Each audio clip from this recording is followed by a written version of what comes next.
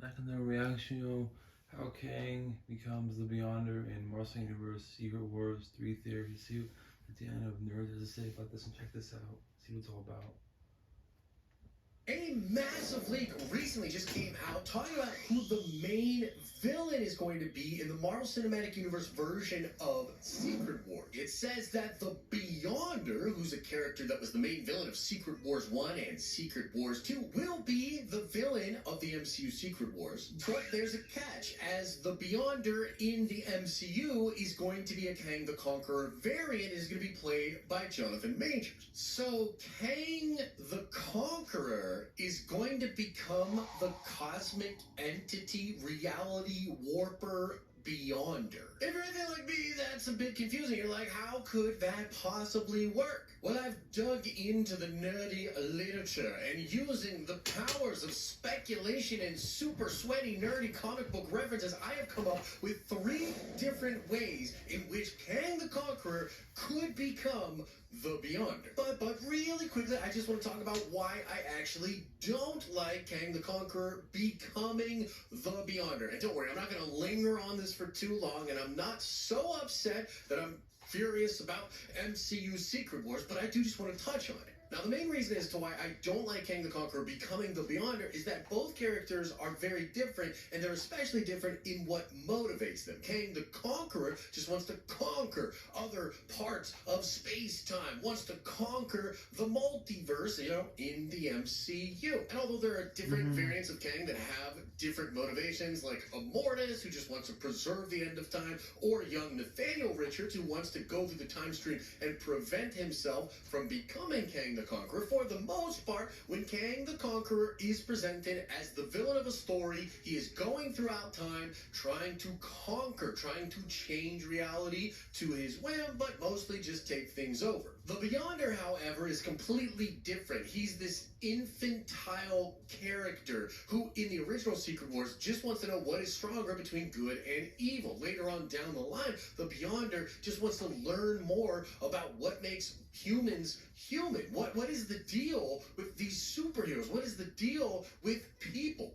And so even though the Beyonder is this insanely powerful force, he's not evil. He's just infantile, and therefore the motivations and the things that he does are not wicked. They are just weird and crazy and grand on a cosmic scale. So I can't really see the Kang the Conqueror Beyonder being confused about good versus evil, or wanting to do something for his own entertainment. And if the character has the motivations of Kang the Conqueror and somehow gets the power of the freaking Beyonder, well, it's pretty much game over. I don't see how anything in the Marvel Universe could actually stop the Kang the Conqueror version of the Beyonder. But how on earth could Kang the Conqueror even get the power of the Beyonder, you ask? Well, let's now get into the 3 different ways that I think this could actually work. So the first way that Kang could become the Beyonder is if he stole the powers from the Beyonder, or maybe even the Beyonders. In the very first Secret War, Dr. Doom actually does steal the powers of the Beyonder and begins to become the main villain themselves. And so it's not out of the realm of possibility for a mortal being that usually just uses technology to actually steal the reality-shaping powers of the Beyonder. Perhaps the Kang variant that becomes the Beyonder survives the very first multiversal war, which maybe is a lot more like the first Secret Wars comic book, where there maybe was a character known as the Beyonder that grabbed up all these heroes and villains and made them fight on Battleworld. And perhaps the character of Kang, instead of Dr. Doom, steals the power of the Beyonder and then just creates the multiverse in their own image. It's also possible that the Kang variant that becomes the Beyonder survives the first multiversal war and ends up in maybe the quantum realm or limbo or some other place, but using the knowledge acquired from the very first multiversal war, is able to track down the Beyonder or the source of their power, and he's able to siphon it and use it for himself. Or maybe he's just a variant of Kang that after multiverse and multiverse of conquering, he eventually discovers this great secret or a Beyonder or a way to find their power, and then he takes that power using the technology that he has. So in this first scenario here, Kang that becomes the Beyonder would somehow, some way come into contact with the Beyonder or the Beyonder's power and steals it. Using technology and just his own mind, he figures out a way to just take that power. Now, the second way that Kang could become the Beyonder is if he was gifted the powers of the Beyonder. Perhaps this is just a variant of Kang that conquers the entire multiverse and sets their sights on the Beyondverse, and then comes into contact with the Beyonders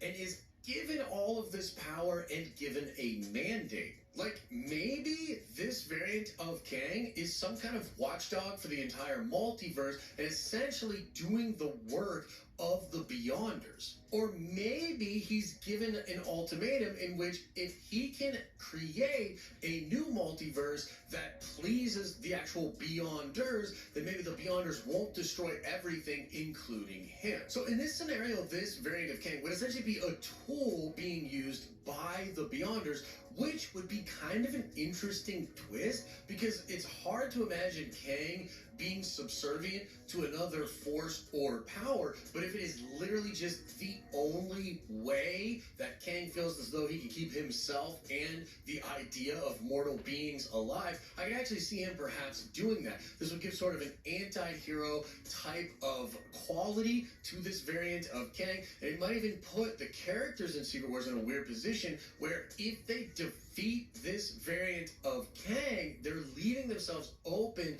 to face the wrath of beings even more powerful than the Beyonder Kang. But the third way that Kang could become the Beyonder is actually my favorite, and it's sort of a version of way number one, but in this scenario, Kang would actually recreate the powers of the Beyond. The Beyonder is kind of like a cosmic cube that becomes sentient in Marvel Comics. The cosmic cubes are basic wishing boxes that are created with the powers of the Beyonders from the Beyondverse, and they allow people that have them be able to warp reality in any way they want. However, in Marvel Comics, there are different races and groups of characters that have actually recreated cosmic cubes. So the Skrull actually create their own cosmic cubes, sort of pulling on the understanding they have of the cosmic cubes and of reality and of the energy from the Beyondverse. They create a cosmic cube that then becomes sentient. Advanced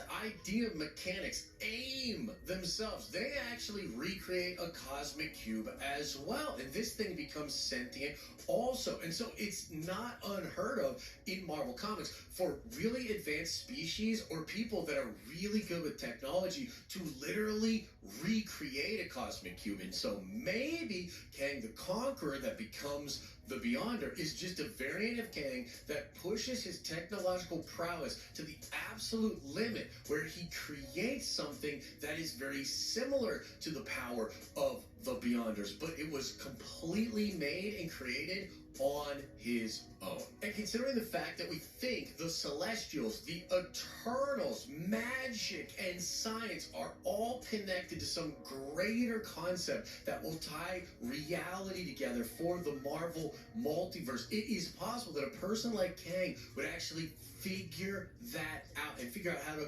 replicate this idea, giving him reality warping powers, but due to his own technology. Like, think of it like him literally just tapping into celestial type technology, because remember, the Celestials create an Eternal in Cersei that can literally do magic, change reality. Now, this doesn't necessarily change the problem of the motivations for the Kang variant that becomes the Beyonder, but at least there are some ideas on how this could actually work, and the character could remain Kang and just utilize the powers of the Beyonder. But one thing is for sure, however they get there, I imagine that this version of Kang is going to be insanely, unbelievably strong, way crazier than the power of Thanos with the Infinity Gauntlet, and something that is going to require some crazy writing and some super powerful characters to be able to overcome. Like, one of the things that's kind of shocking about Kang being the Beyonder is I am really struggling with how the Marvel heroes are going to be able to stop him unless they upgrade their power set and tap into some reality warping power themselves, a la maybe the Scarlet Witch or a Franklin Richards character. And so maybe over the next couple of months, we'll begin to hear some leaks about the crazy powers and abilities that are going to be utilized by the heroes, because I just don't see even a multiversal group of heroes being able to stand a singular chance against a character with the motivations of Kang and the powers of the Beyonder. But maybe we'll save that for a different video. Of course, let me know what you think about the 3 different ways that we think Kang could actually become the Beyonder, your thoughts on his motivation, and just anything and everything when it comes to Secret Wars. Smash like on this video if you liked it. Make sure to subscribe to this channel and our live streaming channel so we give away dope, nerdy things to lucky subscribers. And just anything and everything when it comes to Secret Wars. Smash like on this video if you liked it. Make sure to subscribe to this channel and our live streaming channel so we give away dope, nerdy things to lucky subscribers each and every month. If you want to watch more, why not check out this video I recently made about leaks to the Ahsoka show that had me incredibly hyped up. I think this is the coolest thing Star Wars has ever done. But yeah, please subscribe to this video. Have a great day and see you guys. Bye.